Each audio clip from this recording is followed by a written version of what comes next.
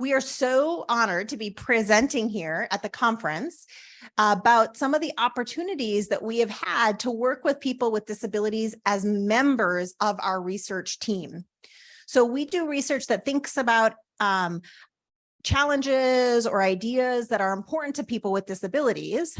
But what's even more important to us is that we create opportunities on our research team for people with disabilities, because we think that if we have a more inclusive research team, then we'll do a better job of answering the right questions and using that information to help people in the ways that they feel are most important.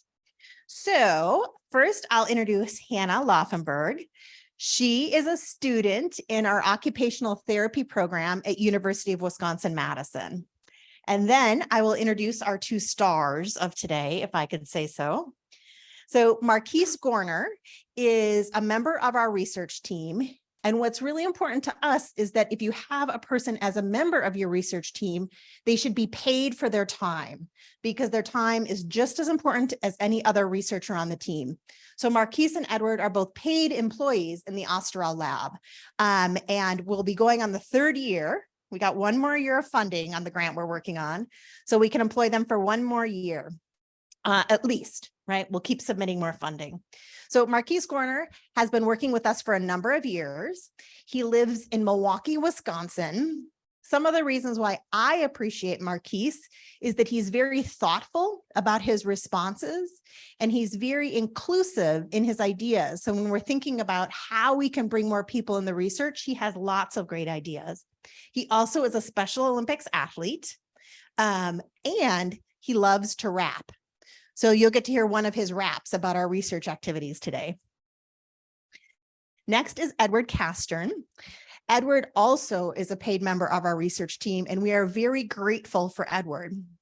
One of the things that I really appreciate about Edward is when we're giving presentations, he'll always say, Carla, where's the data? Right?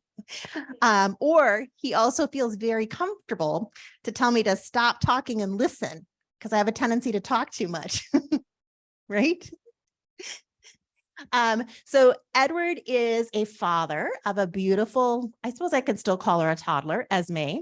And Edward is also a Special Olympics athlete. So we feel very fortunate for having Edward as being part of our research team. And Edward, something I'd like to share about Edward is he loves to dance. So watch out later tonight at the dance. Okay, so I'm going to turn it over. You'll also see Allison Caudill. Some of you in the room know Allison. She's been part of our research program for a long time and has worked a lot. And Libby Haladic. Some of you maybe know Libby. They're both occupational therapy PhD students at University of Wisconsin who spend lots of time in the community with us as well. Hello. Oh, I'm sorry. So Edward and Marquise wanted to make sure that they had an opportunity to get all their thoughts out. So some of their time today, they will be chatting live with us. And we like to call it a chat versus a presentation. Yeah, my speech therapist said for me, in order for me to get comfortable to chat with people, she said, Marquise, we're just having a fun chat. So I just like to act like I'm having a fun chat with friends, and that helps relax me and I get my thoughts out pretty good that way. So, okay. And so some of the topics today, they've actually recorded, right, Edward? And some they'll be doing live. So whatever they felt most comfortable with at the time. Is that fair? Yep. This is the introduction that Marquise recorded for us. So I'll go ahead and get that started. Hi, my name is Marquise Gardner, and this is actually my second time at the BPDD conference, but this is my first time in person. I did it online with Special Olympics about 2 years ago, but this is the first time that I'm doing it with the lab, and I look forward to doing it because as a Special Olympic athlete, you know, they really tell us about having our own voice and being leaders, and being part of the lab. I feel like I have an opportunity to be a leader, and sometimes being part of mainstream society, I felt like that's what I was lacking, is like feeling that I had a voice in different venues or in my community. And being part of the lab, I feel like now I have a voice in the community, and that helps my confidence tremendously. Where, people from the lab and the researchers, they want to know what me and my buddy Edward, who's also part of the co-researcher, they want to know what we think. And that just helps my confidence tremendously. Where before, where I might not want to chat or think that I had a voice. I feel like I have a voice now. So now, when I chat with other people, I can open up my mouth more confidently and feel like, yes, I have something important to say, as long as I'm coming from the heart, as long as I'm being genuine. And I feel like that's, what's preached being part of the lab is that, we work with some wonderful people that says like, even if we make a mistake, like most of the time when you speak from the heart, it'll come out right and people will understand where you're coming from, even if you might stammer or stutter. I do that sometimes, but when you're trying to come from the heart, I mean, sometimes people can feel it, and that's like universal language. When you come from the heart, people can relate to it, and that's what I try to do is like have relatability. And like a lot of times, like having a disability, I felt like I didn't relate to other people, but being part of the research project, you know, um, I'm able to share what I know with other individuals that have disabilities and people without disabilities. Because all at the end of the day, it doesn't matter if you're black, white, disability, no disability. We're all human. So we're all different, but we all can relate to different situations in a way. I think it comes around full circle where our life stories might be different, but in a way, um it intertwines and connects because we're all human. So I think as human beings, and what I'm learning from the research, that we might come from different backgrounds, we might be different people, but it's relatability there because we're human. And that's what makes us different but the same, is being a human being. And that's what I like about being part of the research team, is like the differences but also the beautiful relatability that I have with someone else that comes from a different background. Okay. Okay, so that was Marquise's introduction. And then Edward recorded one as well, so I'll get that going. There we go. Hi, my name is Edward Castern, and the reason why I chose to be involved with research was because I want to help make a difference in our people's lives and have um to help people with disabilities, because I'm a great advocate. I'm a great advocate when it comes to people with disabilities. I want to make their lives better. Um, I also want to come up with a cure with my cerebral palsy because it's near and dear to my heart because it's what I have. And I'm also a dad of a 4-year-old daughter. So I was trying to protect her during COVID and not just try and protect my family. And I'm from Oshkosh, Wisconsin. But yeah, that's why I joined the researchers, because I want to give everybody a voice. I want everybody to be heard. Thank you.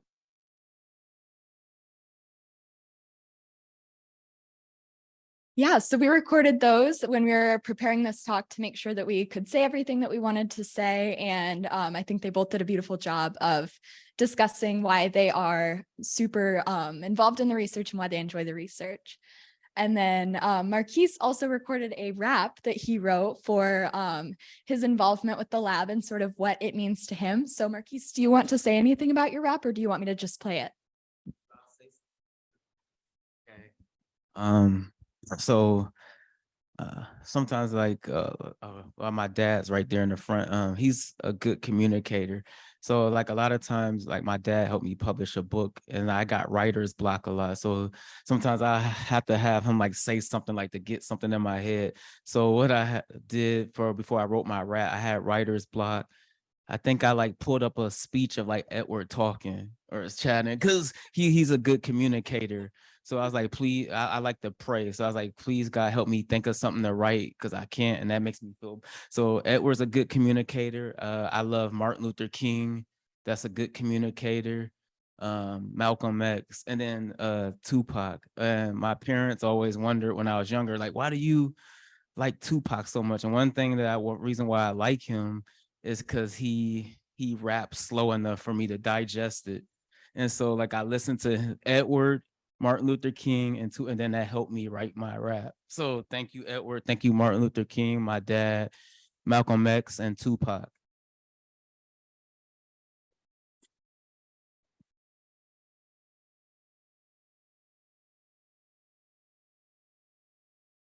Please, I hope we can get into the stratosphere because I'm about to coast right through this like I'm relaxing by the ocean. This is Edward. This is Hannah. I'm Marquise. Edward and I are a part of the research team bringing information about what people like us with disabilities did during COVID-19. The data numbers varies as Mom and I, we never let the pandemic falter and keep us standing still. We went to the store, we went to the movies, we went to the grocery store. Mom and I kept everything moving smoothly and on mass appeal. One thing that I see from our data research is that the pandemic allowed us to have empathetic and sympathetic personal time with our loved ones and sweet, heartfelt moments that, when seen with our pictures from Photo Voice, sweet moments added to our values. One Photo Voice participant will take the thoughtful, precious time to ease his mind and unwind and find the time to bake a cake for his sweet, beautiful, dear grandmother. Another Photo Voice participant will take the time to memorialize his dear brother that passed away in a sweet and special personal way. These are just some of the things and ways that we evaluate behavior and statistics of people with disabilities. Using Photo Voice and doing chats or interviews, recording interviews and taking information and deciphering how we can use all our knowledge and wisdom and understanding of the world around us to help us thrive, survive, and strive in the mainstream world built around us as individuals as we try to live in this inclusiveness in our society as individuals with disabilities. Thank you and God bless you.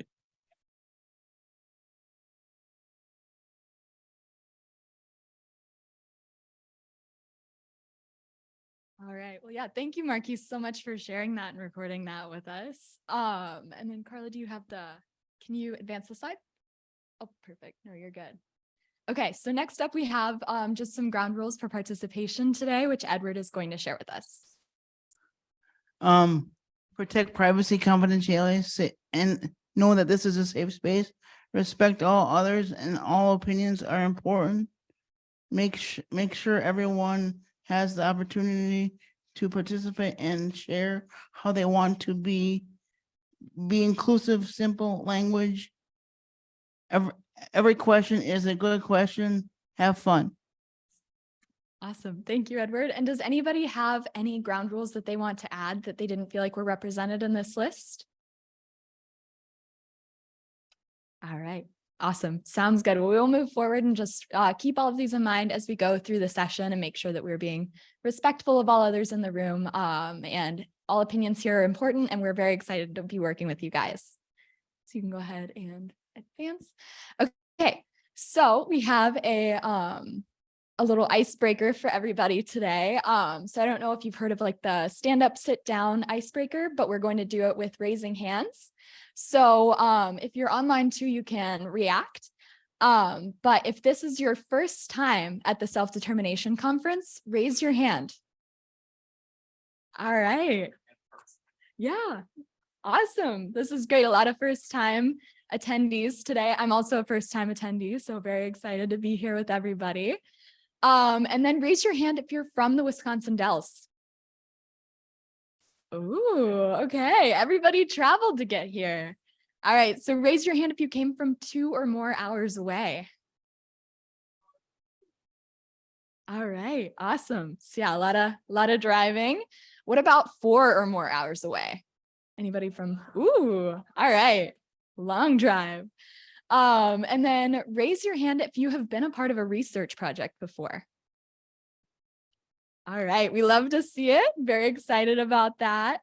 Yeah, we are very excited to tell you guys a little bit more about our research projects too. And then raise your hand if the COVID-19 pandemic changed your day-to-day routine. All right, yeah, so a lot of us definitely had changed routines during that time, and that's something that we will share once we get into a little bit more of our results as well. So if you could advance the slide. So this is just an outline of our chat today. So our first topic that we're going to cover is how we're all researchers. So even if you don't think so, you're a researcher already. And then we'll get into some of our COVID-19 research studies and some of the results that we've gotten from those. And we will talk a little bit more about an activity that we do called Photo Voice. And lastly, we will have a panel where you guys have the opportunity to ask some of our researchers questions. All right. No, you're good. So this slide talks about how we're all researchers. So we all do research every day. So some examples of the research that you do every day is finding a fitness class in your neighborhood, or looking up information on a new medication, or checking the web for information on mental health therapy. So can you guys think of any other kinds of research that you might do every day? Anybody want to share, maybe one or two people?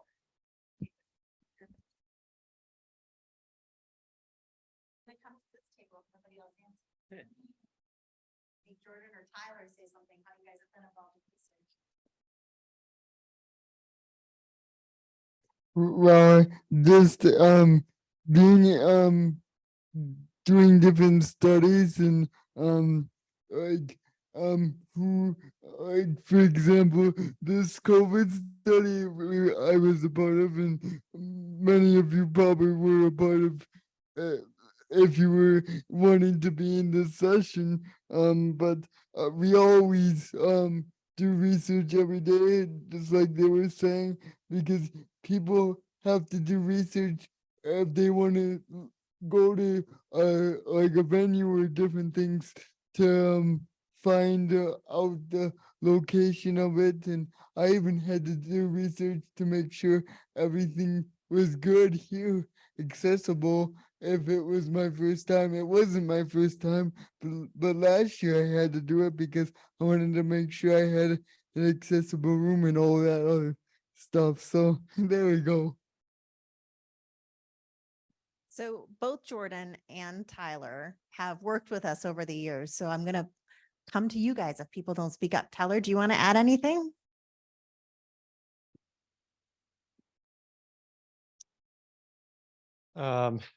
So when I guess when I first, got involved with Carla, it was definitely very important to, because it has a lot of, good information of, how to, obviously stay active and, do all your physical activities. And if anyone who has never done it, but it's, interest in part, Carla's lab, she you can all reach out. Can all reach out to her. It's a good way to, it's a good way to, be part of this, this activity, get, a way to, like, build research of, sharing, like, interviews, stories and all that. And so, I really, enjoy it, and it's definitely a lot of fun. Thanks, Tyler. Putting them on the spot. We know they'd have something to say because they've always been so helpful in our projects. Yeah, I would not disagree. Okay. Okay. All right.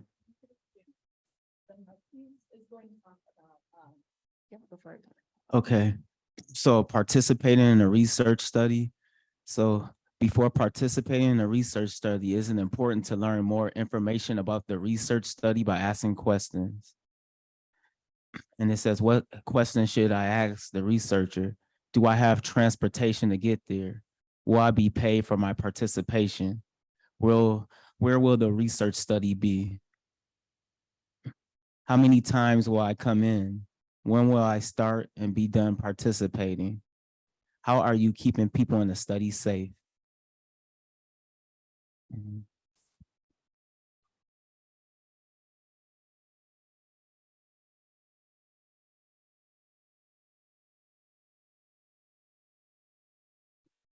when should you agree to participate in research? You should have transportation to get there. You should be paid for your participation. The study will be there at a place you trust. You have time to participate. Research are use safe practice. You should understand the study and you feel with and support it. And let me just say, you should never be forced. If you're feeling like you're forced, then maybe you should ask yourself, why am I here? So.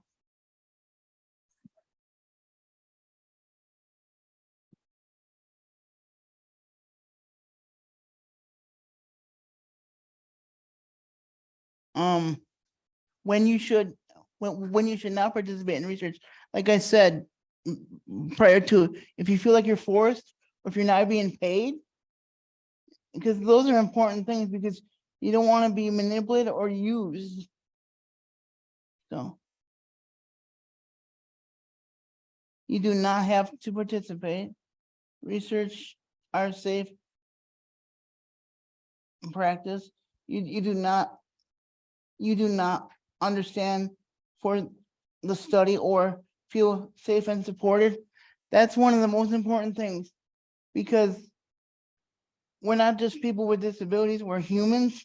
Like, that's the one thing that resonated when Marquise did during his introduction, was we're humans first and foremost. And what I love about being part of this team is I feel valued.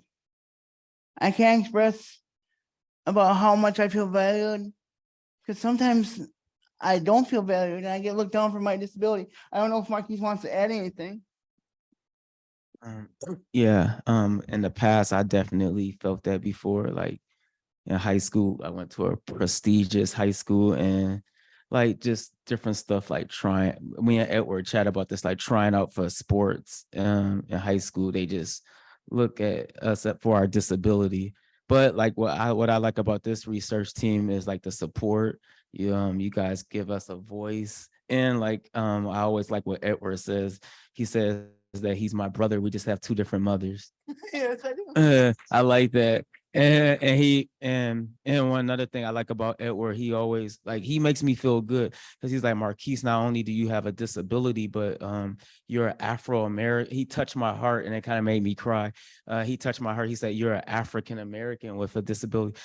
And so he, during the George Floyd situation, he said, Marquise, you being a Black male with a disability, he's like, I'm always praying for you. I'm always praying that God keeps you safe. I don't ever want a police officer to hurt you. And like that touched my heart. And well, it touched my heart. And he's like, if you ever need anything, call me. He's like, I'm always praying for you. And it's beautiful. It's I don't know what else to add, but he was just like saying, you know, I would hope that, people will get a chance to let you open up your mouth and get to know you. Because he was like saying, if you ever need anything, just call me, brother. And I'll tell them you're a good guy, you're part of Special Olympics, and you're my brother. And that we're two different colors, but that doesn't matter to me. He was like, Marquise, I love you, brother. And like that I was like, wow, that made my day. So that's a blessing. So thank you. So I appreciate that. Thank you, Edward. All right, so now we have a little activity to sort of put some of the skills that we just learned to the test. So the question throughout all of these slides is, should you participate in this research study? And so if you agree that you should participate, do a thumbs up. And if you agree that you should not participate, do a thumbs down. All right. So our first slide, in this study, researchers are not using safe practices. You do not know where the study will be done, and you do not understand the study or feel safe and supported. Should you participate?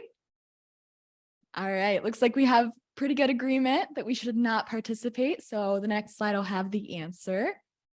No, you should not participate.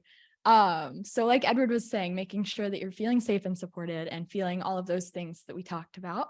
So in the second study example, you have time to participate. You'll be paid $1 million, but you do not feel safe and supported. Should you participate? All right, looks like we have agreement, and then we can go to the next slide for the answer. Even though the money's good, it might be very tempting. All right, and then the next slide is the answer. So you should not participate. And like Edward said, I agree. I mean, $1 million is pretty enticing, but if you don't feel safe and supported, you should not participate. All right, and then our last example is you have time to participate. You're given a $50 gift card, and the study will be done at a local university. Do you guys think you should participate in this study? All right, looks like everybody's saying yes. And we can go to the next slide for the answer. So yes, you should participate if you have time and you're being paid for your research, and you also know where the study is being done and you trust that place. So really great answers. So now we have a break scheduled in, so everybody can take 5 minutes, get up, stretch, use the restroom if you have to, grab some water, try not to spill it on people. And we will see you back here in 5 minutes. So at 11:20-ish. So we are going to start coming back to this space. So if everybody can take a seat, we're gonna get back into some of our content that we have. And so we've talked a lot about research and when to engage in research and when to participate. And so one of the really big things that we talk a lot about is, so what? Why is this important to us? And so some of the things that we wanted to highlight are that people with disabilities aren't always included in research, and making sure that our practices are inclusive and positively represent the communities that we are talking with are really important to us. And so Edward and Marquise are going to share a little bit more about why engaging in research is important to them. I found out that I love to teach like my mom, but I never thought I would like to be a teacher, but it's very important to teach, to let other people know about what research is, why it's important. And yeah, there is something to that, teaching and stuff. And oh yeah, the Ready curriculum, because it talks about, like, I think the first one is, and Hannah can say something about this, is well, you got to ask yourself the question, like, why you're doing the research, and then find answers, and 3, ask questions. Those are 3 very important. Maybe I'm missing one, but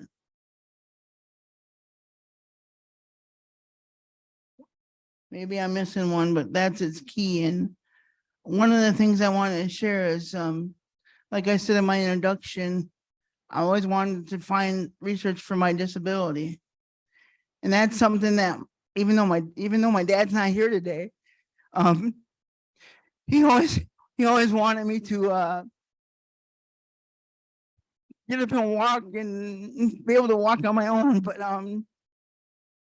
he passed away April 1st of renal failure. So I guess another reason why research is important to me is I'm an athlete health messenger for Special Olympics, and I work in Special Olympics as a unified leadership specialist, and I work in the health. So my dad passing away and stuff has deepened my health faith, and it's making me healthier. Yeah, Marquise, you want to share? Good job. Okay, so I wrote mine down. So I said, I like to chat with people and have open communication about the things that are important to us. Because I said people tend to have perceptions about people with disabilities and our capabilities, and they like to speak for us before giving us a chance to speak. And I said, being involved in research has helped me understand that my words are important. And now I'm always thinking, how can I add to research? What can I bring to the table to make the research better? I know my voice and perspectives matter, and I have something to offer. I add a valuable piece like a beautiful puzzle. I can speak from the heart and share what is on my mind and important to me. And also with research, I said people make assumptions about people with disabilities. You know, just ask us.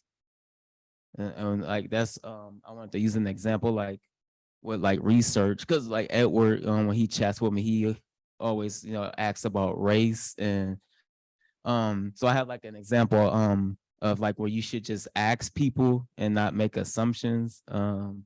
So like I was at a store one time, and like the security guard, like I know sometimes you might get young men that like ask women for money.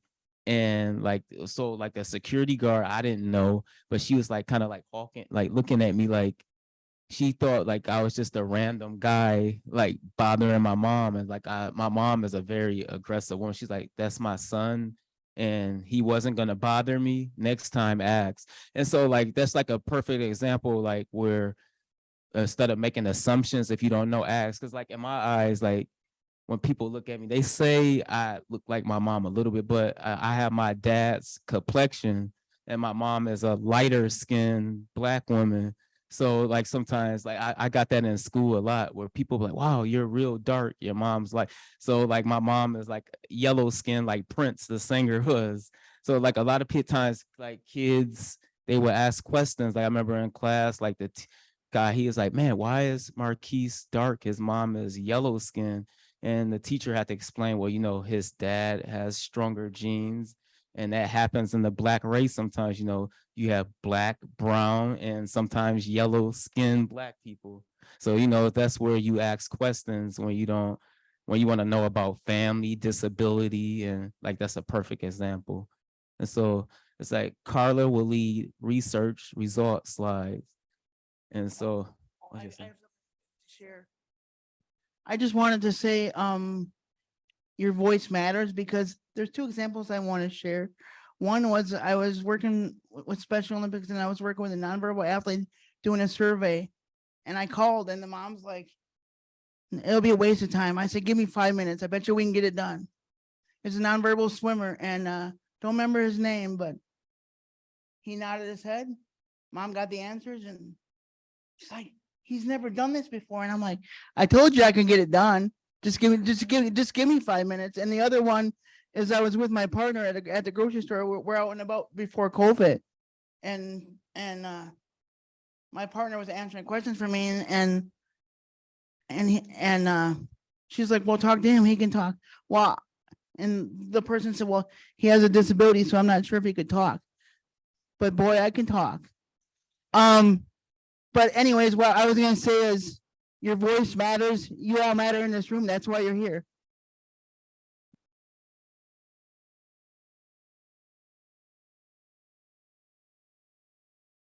Yeah, I can attest to both of you can talk. You should try and see us, try and keep our meetings under 1 hour. So we just wanted to talk just a little bit about our research. We're really interested in thinking about how COVID-19 specifically impacted people with disabilities in Wisconsin, right? Because it's different depending upon where you live. And we also know that many nonprofit organizations like ODC, Special Olympics, lots of them out there, really help people with disabilities. And so how did COVID-19 impact them? Like how much money, if they could come into work and do the kinds of things that they need to do.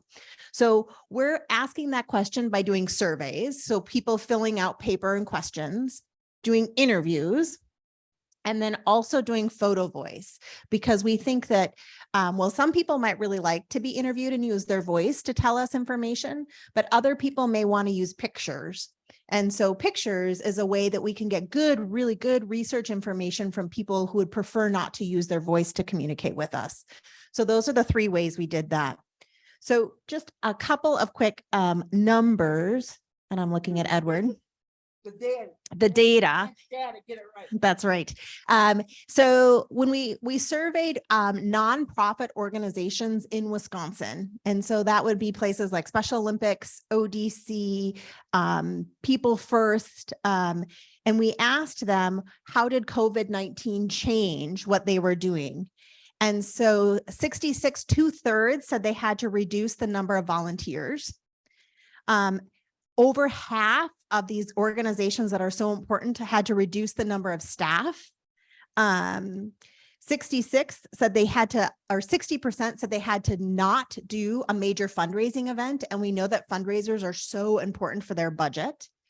Over 3/4, 75%, did receive an emergency grant. So that's good news, but we don't know if it was enough for what they needed.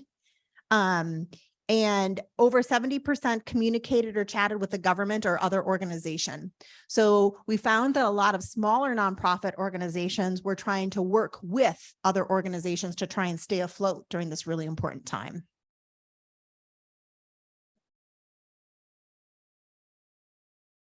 Okay, so we also interviewed people who were leaders in these nonprofit organizations. So we went to places and said, hey, can we talk to you about what you did?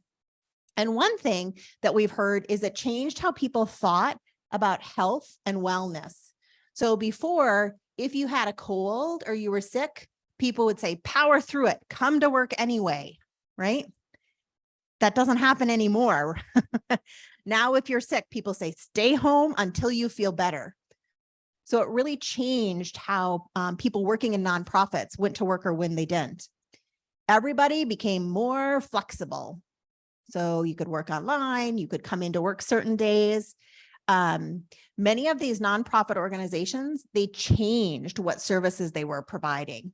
So I keep thinking of Special Olympics because we have so many Special Olympic athletes in the room, is that all Special Olympics before was offered in person, right? And they switched and started doing some really great online programming. So people changed what they were doing.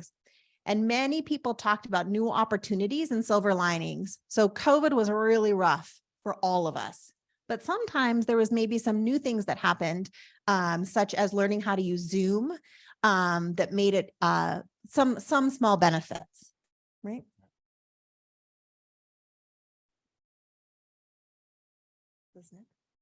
Oops, Hannah, I don't know how to turn the slide. I don't know how to use a MacBook. So we asked surveys for people in nonprofits, but more importantly, we did surveys for people with disabilities. Now, we asked people with disabilities themselves to fill out the surveys, but sometimes they wanted some help. So we also allowed care partners to help fill out the surveys.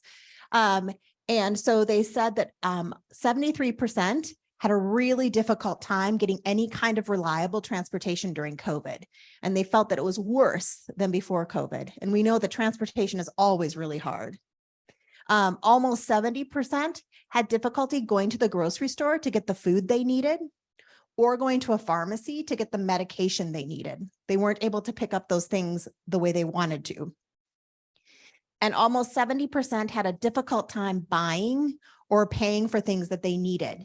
And we talked about that, like food, maybe electricity, like things that you need to have every day. So almost 70% had difficulty with those kinds of things. All right. So here's a call to action if anybody wants. Is the other thing we're doing is we're interviewing people with disabilities directly. So you can tell us what it was like for you during COVID.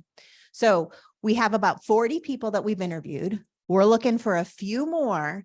So I can't tell you what we found because we're still interviewing and get everybody's opinion. So if anybody's interested in doing an interview, we're not going to do it this weekend because you guys are way too busy, but we'll come to you. So we'll come to an interview at your house or at a place where you work, someplace where you feel comfortable and safe, and we will pay you to do an interview if you'd like. So photo voice overview.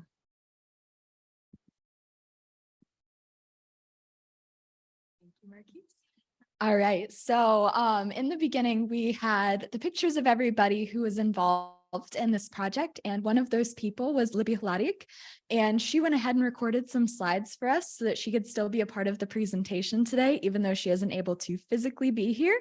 So I'm going to go ahead and get her slides played. Did you go back a slide? Perfect, thank you. All right, so Libby is going to tell us a little bit more about what Photo Voice is and how we did that.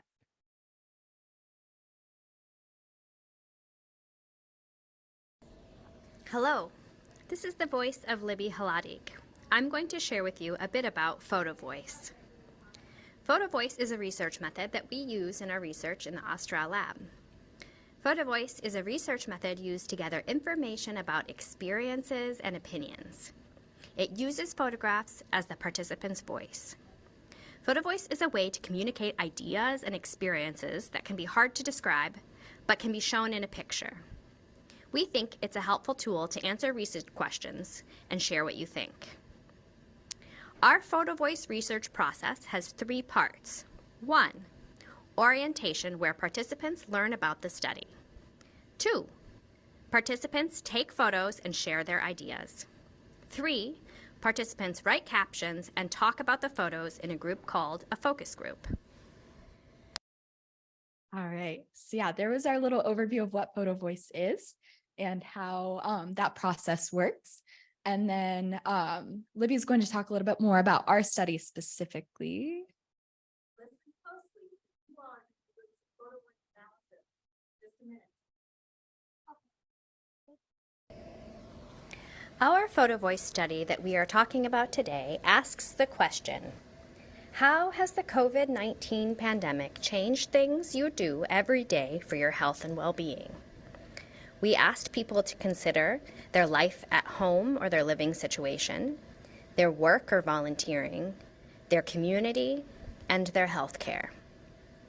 People then used the questions in the gray box to write captions for their photos. First, purpose. Why did you take this picture? Then, information. Describe what is happening in the picture. Finally, caption. What does this picture tell us about you, your experience, or your health? All right, perfect. So yeah, like Carla said, make sure that you're paying attention to that slide. And then this slide will detail some of the photo voice results that we have seen so far. So also pay attention here because this is something you're going to be doing in a little bit. Here are 4 examples of photos and captions from our photo voice study. While we were looking at these photos and all 200 of the photos from the study, Marquis said something that was great and I want to share with you. He said, I think that we came to a great moral compass. The research showed us that some people became more patient to try things that they may not have done before. Baked a cake for grandma, made a quilt for a friend in a nursing home. I think people stepped outside the box. New activities were tried and created from COVID. All right. Yeah. So Marquise's quote really did a great job of sort of illustrating some of the different changes that people made during COVID-19. And then these are some other examples of some different photos that individuals in our study took to sort of represent their experience throughout the pandemic. All right, so now it's your turn. So what we have on everybody's table, and if you don't have one, flag me down, you should have some photos and captions. And so Marquise and Edward took photos for us and helped us caption them. And so we are using those photos for you guys all to practice participating in this research. So if you can hit the next slide. Okay. And I want to let you know is that you only have, I think, 10 photos, but Edward, Marquise, and I, and Allison and Libby got together to look at photos, and we got a big room, and there was over 200 photos that we laid out on all the tables where you guys helped us organize them, right? So you guys are lucky. You only have 10 you have to look through today. Yeah, so you guys have a very condensed version of what we did together during the research process. And so your instructions for this activity are to look at the photos and then have someone in your table read the captions out loud to the group. And then all of you at your table will take turns discussing what you see in those photos and what you've read in those captions. And then you'll create groups of similar ideas and name each group. So if you see, for example, in both of their photos, they're engaging in sports and sporting activities. So that might be one category, but this is entirely up to you guys, and it's your table's research process. You guys are all researchers at your table and you are all experts. So take some time and read through the captions together And we will be coming around if you guys have any questions, and we'll share some of our insights, but go ahead and work with your group to start chatting.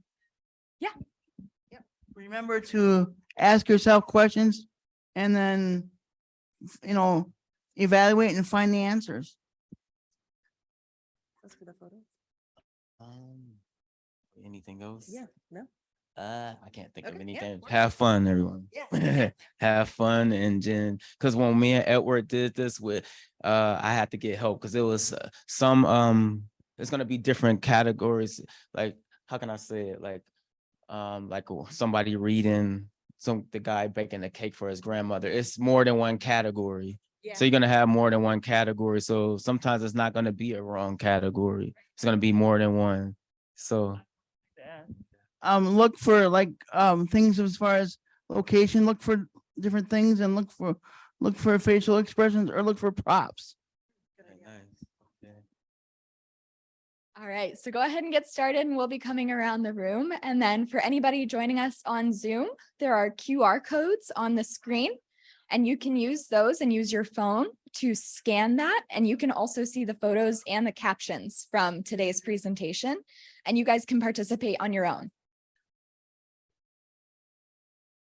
We are gonna start moving everybody back together because as our meetings usually run, we're of course running short on time because I think we're done at 12 o'clock. And I want to make sure that everybody gets out of here on time. We don't want to slow anybody down for lunch. Are we done at 12? Yeah. Okay. So things to think about. You thought about where this photo was taken. How does it represent the pandemic? What's same in the photos or what is different? So now we'd like a little audience participation. So what were how did you pull some of these photos together? So we kind of grouped kind of about the facial reactions, like this facial reaction with Edward and Marquise. We noticed when they're playing sports, going out to eat.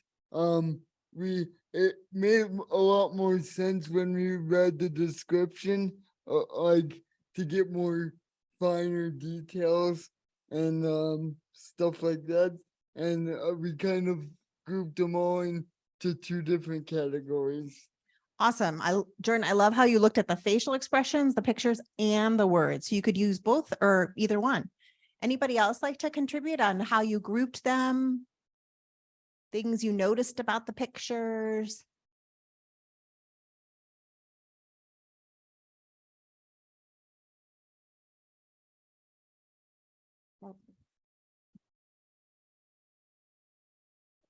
Well, apparently I'm going to share. Yeah, right. Sharing room tonight. Right. Yeah.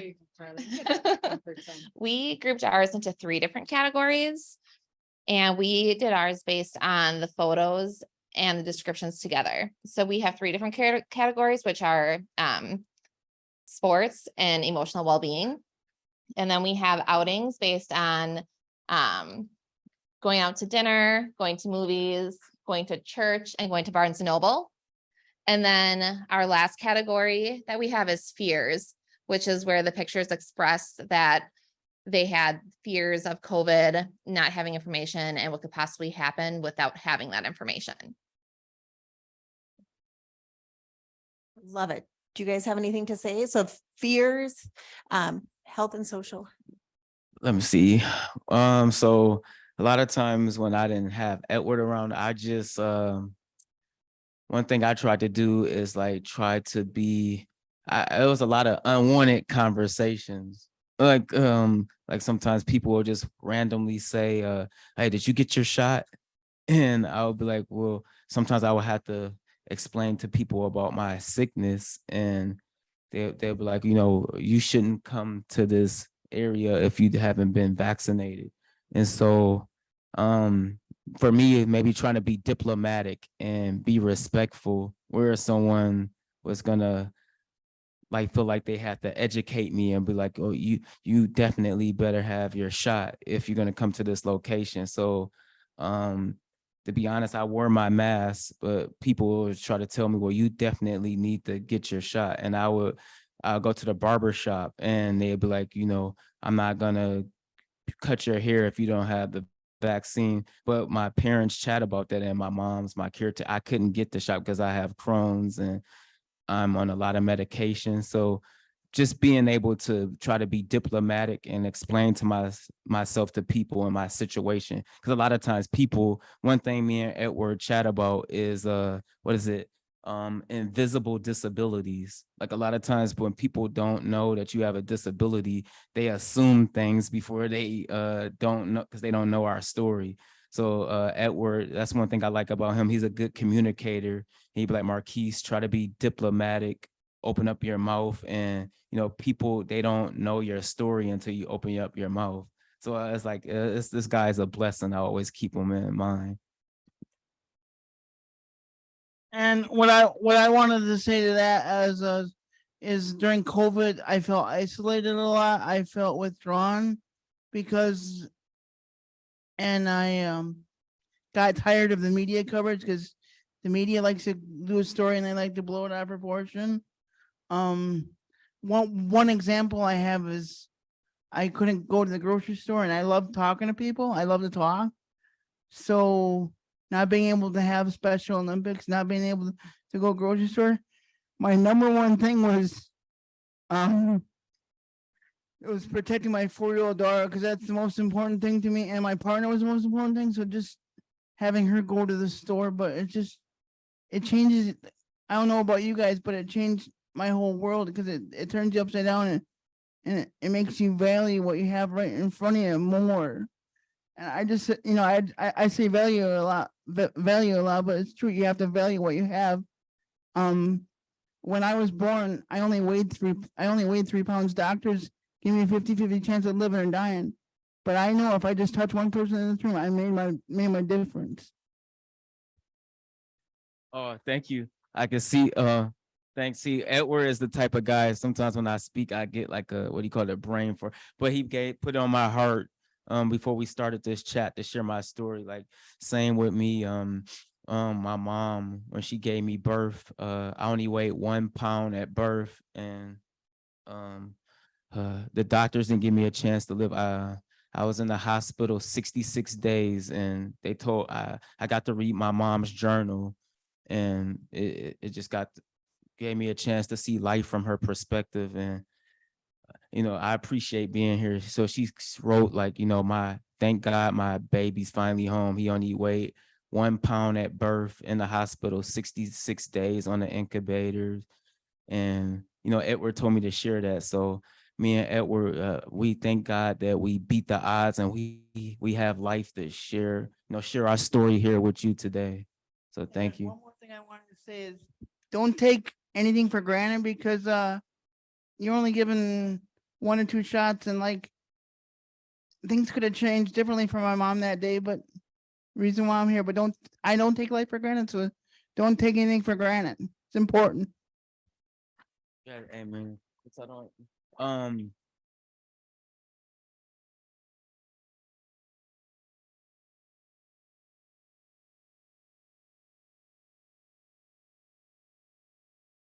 So what we're going to do just briefly is, this is a little bit of our results for the photo voice.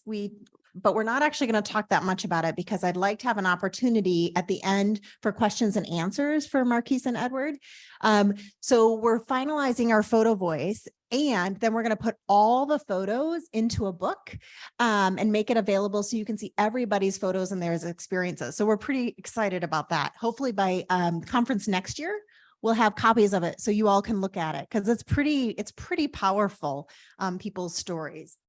And so then the next 2 slides, Edward and Marquise, another reason why I value them on our team is that you always want to be very, very prepared. So almost all of the presentation was recorded and written out, and they did some video snippets of their talks in case it didn't work out or they didn't feel comfortable talking. Or you can be, right? Yeah, something came up.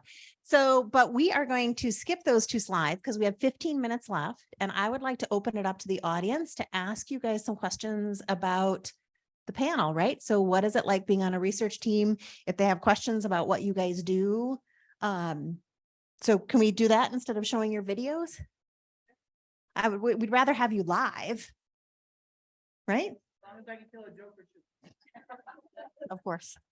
All right. Does anybody have questions for Edward and Marquise? Guys are going to make me run. Get those steps in. So going back to the beginning of the presentation, you encourage us to ask the question, why? Why is this research happening? So what do you hope happens as a result of this research? We were wondering that at our table, is it supposed to inform policy? Is it supposed to inform about services like transportation? Came up a few times. What do you hope this research does? Just give me a shiver. Such a good question. So what do we hope is going to come from this research? Well, I mean, it wasn't really an answer to that, but one thing for myself, I wanted more for the research is more like family involvement. As maybe I could do something with my dad. Because one thing I forgot, someone was talking to me. They was like, Marquise, you have your family's DNA, but they would never know how it feels. Edward talked to me about this before. It's like they'll never know how it feels to be you, being a young Black male living with a disability, autism. So I say like more family involvement is one reason why I'm happy to be part of it. Like maybe develop something where my mom can be involved, where she can understand, and my dad, or even I got to give this is taped, right? Even like a shout out, do something with my grandmother. And like I just when Edward said appreciate life, like I have a praying grandmother. Like just the fact that I'm trying to communicate here is because I have a little social anxiety. Like I was with my grandmother, and so I go to see a speech therapist, and like ever since like September 24th, 2020, I've been I don't like to be around a lot of people. So I kind of just like force myself. Me, my cousin and her two kids and my grandmother, we went to go see my dad. She got the car service. And anyway, my grandmother was on the prayer line, and we happened to be on a certain street, and a guy started shooting, and the bullet came through the windshield. It went through my cousin's headrest. Her name is Marquita, and thank God it didn't hit her.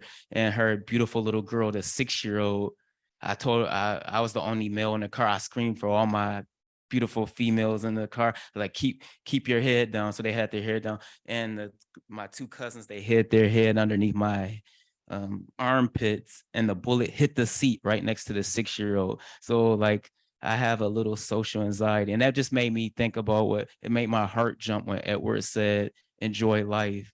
And so I just wanted to say, like, whoever is important in your life, family, friends, I mean, enjoy them, because anything can happen at any time. Like I kind of take pride that when I go to the YMCA, I always have when my faith falter, I always have males in my life when my dad's not around. I just have like random guys, Black and white, but like, Marquise, what's up? Where you up? They always like try to keep me on the straight and narrow. And I'd be like, my parents are there, or I have they always like say, like, stay out of trouble, stay going to church. And like they asked my life story. I was like, I went to Bible college with my dad. But it's what I'm trying to say is like from that incident, anybody that's important to you, like Edward was saying, enjoy your life, because our physical life, like me and my dad go to church, and I believe in God and things of that nature. But our physical life, sometimes we can't always control what happens. But thank you, by the grace of God, my grandmother, my cousin Marquita, and her two kids, and me, we all were protected by God's grace, and we're thankful for that. And that enabled me to be here today. So thank you. During COVID, right? Yeah, that Yeah. So, and that all happened during COVID, which mental health is so important. Yeah. Well, and so thank you, Marquise, for sharing. That's difficult. I'm really glad you were able to share with the group. And Marquise's dad is in the audience, and he needs to know that the next project, we're coming for you to be involved too, because Marquise has been all about like, well, I got to get my family involved. Oh yeah, yeah. So that's my dad in the front there, and I just want to give him praise for driving the 2 hours to get me here. That's a blessing. So thank you.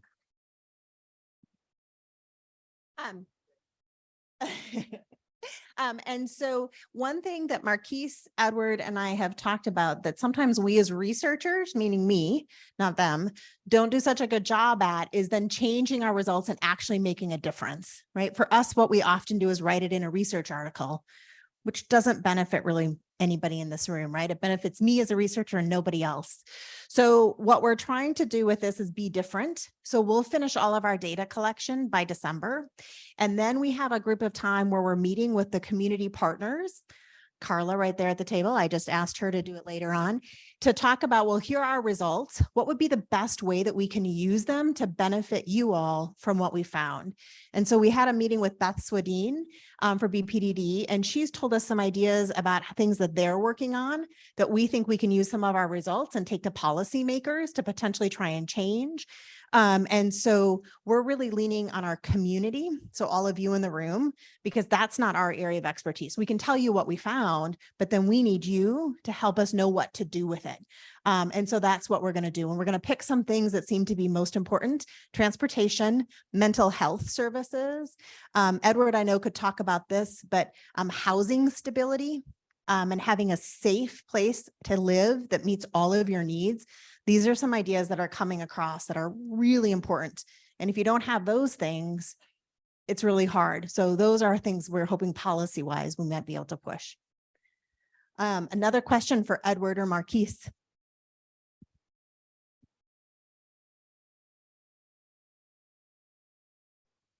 How did you, or how can someone else become a part of a research project?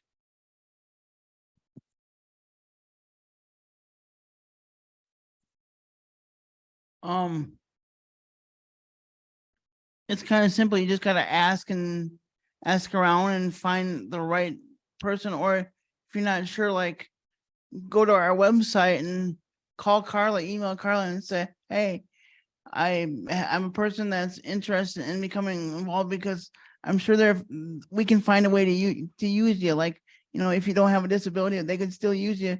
Maybe you could be a survey recruiter or do a phone thing, because we're always looking for people. Well, and people at the University of Wisconsin have recognized how important Edward and Marquise have been, that now they've started calling us. So Jordan, who had to leave, for example, isn't part of this panel right now, but he's been a part of work. And so then I have a list of people and I'm like, oh, call Jordan, because he'd really be helpful in helping you figure out how to do your study. So call us, talk to local universities. We have a whole thing on our website is I'm interested in research and then how you can get involved, but call me. I don't know what I'm talking. Where's the data? Just give me your business card. Yeah. Okay. I'll do that. I can also. Oh, stop by our table too, and I'll have the website. Okay. So we go to 12:15. I was wrong. So we have a couple more minutes left. Any other questions? Oh, great. I didn't put my watch on, so my steps aren't even counting. What's the website called? That's a good one. So the website is, if you type in READI, ready. And then actually, do you want to, or you have it? Do you want to just put it on a slide? I mean, put it there. We'll put it up there. What a mistake we had not putting it up there, right? Yeah. I have a question for the gentleman. You guys are awesome. I just want to thank you for sharing with us and getting out of your comfort zone. You are very inspiring. My question for you is you seem like you have been friends forever. How long have you known each other? And I hope you share many, many, many years together again.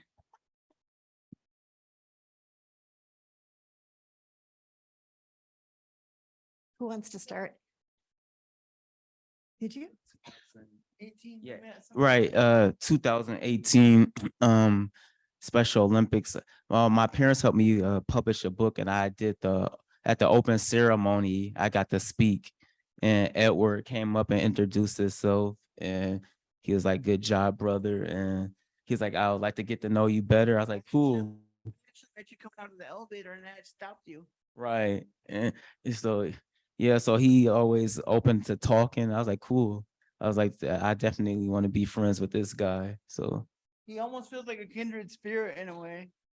right. Yeah, we got like a like spirits, and our stories are similar. Stories are similar. When your dad's transition, I had some loved ones that transition. Now he's not no more pain. So. Yeah, so some of the situations that we both been through, we've been there for each other and praying for each other. So that's been a blessing. So Another question? Oh, awesome.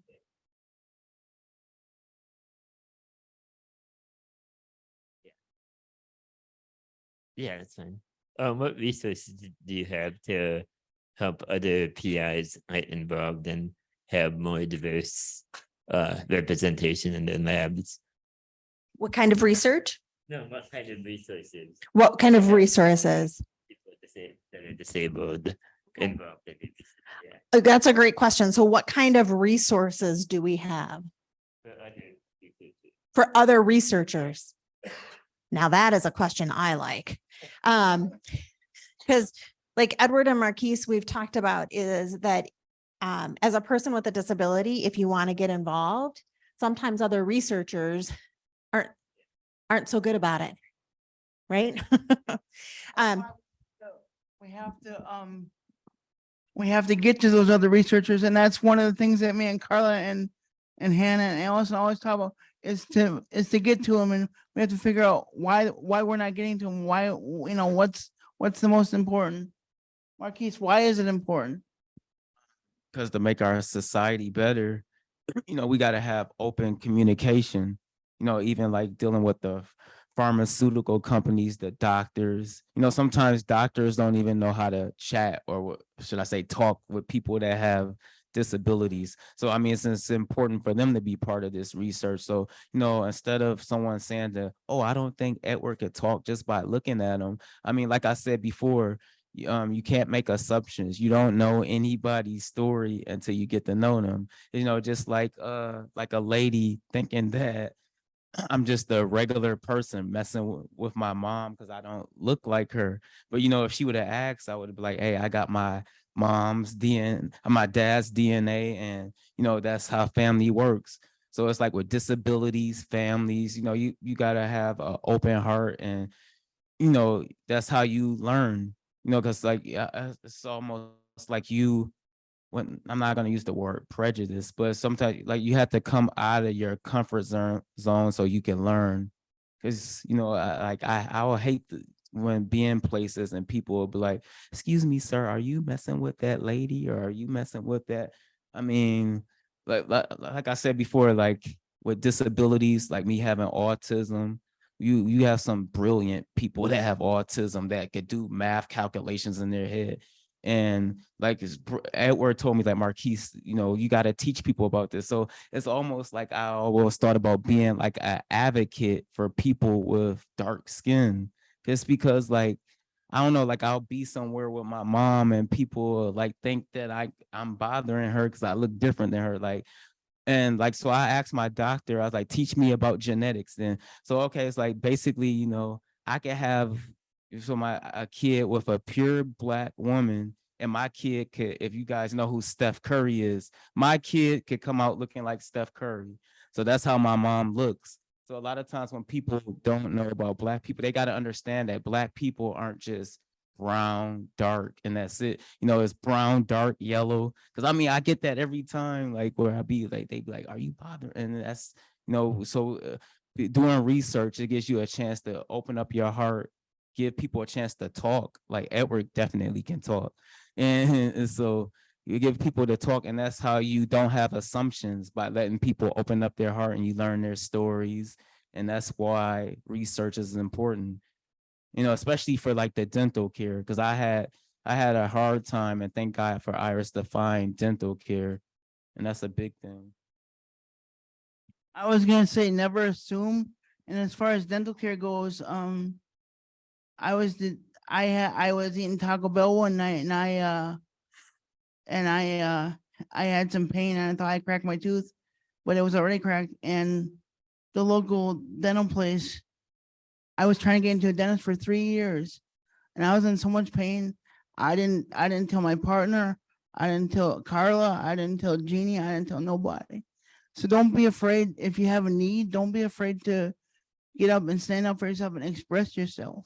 It's so important for that, because I found out, well, through Special Olympics and through Jeannie and everybody that worked there, they helped me get my dentist now. But you use your voice, use your words. They all matter.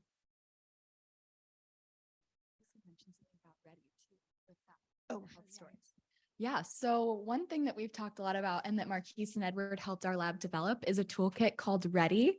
And if you go to our website, we have it on there as well. And one thing that you do through Ready is creating a health story, and it helps you to advocate for yourself and your different needs in healthcare settings. And there's just so much there and so many resources. So I really recommend going to check that out.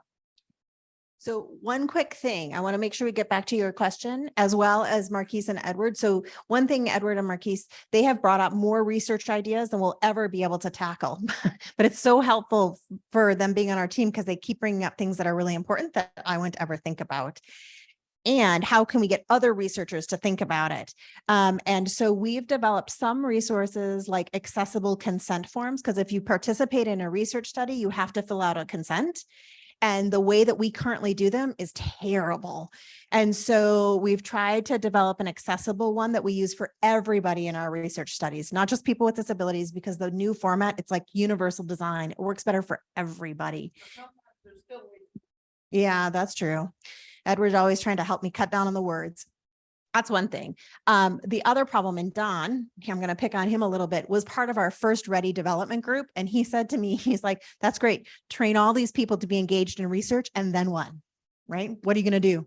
Because you have to have people interested. And I am very interested in the health and well-being of people with disabilities, but there's a lot of things out there that aren't focused on disabilities that still are important to you, like diabetes, cardiac issues, right? And so why can't we be more inclusive around general research?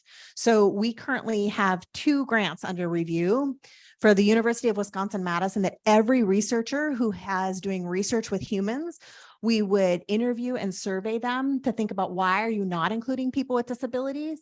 And then if we can figure out those reasons, can we start doing things in the system that would require them to change how they're doing the practice?